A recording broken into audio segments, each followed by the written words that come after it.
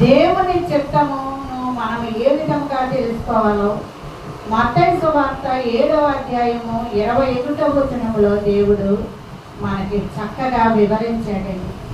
ప్రభువా ప్రభువా అని నన్ను పిలుచు ప్రతివాడును పరలోక రాజ్యములో ప్రవేశింపడు గాని పరలోకమందున్న నా తండ్రి చిత్త ప్రకారము చేయువాడే ప్రవేశించును. దేవుని చిత్తమును నెరవేర్చుట ఎలాగో దేవుడు ఇక్కడ మనకి తెలియజేస్తున్నాడు.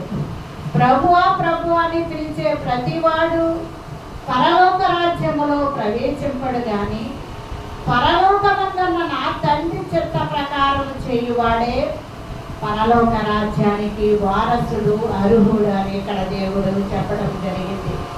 పరలోక రాజ్యములో మనం అందరం వారసులం అవ్వాలంటే, పరలోక రాజ్యములో మనం ప్రవేశించాలంటే ప్రభువా ప్రభువా అని పిలిచినంత మాత్రాన మనం ఏమీ ప్రవేశించము కానీ పరలోకంలో ఉన్న తండ్రి చిత్త ప్రకారమే మనము ప్రవేశించినట్లయితే మరి పరలోక రాజ్యానికి మనము వారసులం అవుతామని ఇక్కడ దేవుడు సెలవిస్తున్నాడు.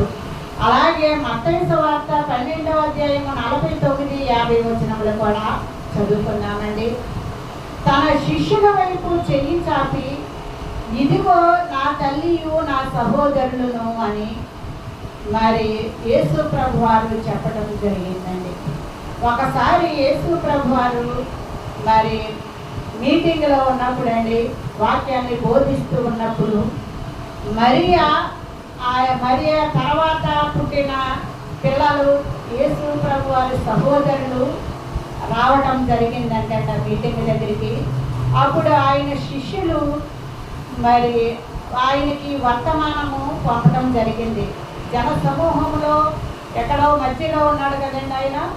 మరి ఈ సమాచారం ఆయన శిష్యుల ద్వారా ఆయనకి చేరవేసినప్పుడు ఆయన అంటున్నాడు ఏమనంటే, తన శిష్యుల వైపు చేయి చాపి ఇదిగో నా తల్లియు నా సహోదరులు. నా తల్లి ఎవరు, నా సహోదరులు ఎవరు?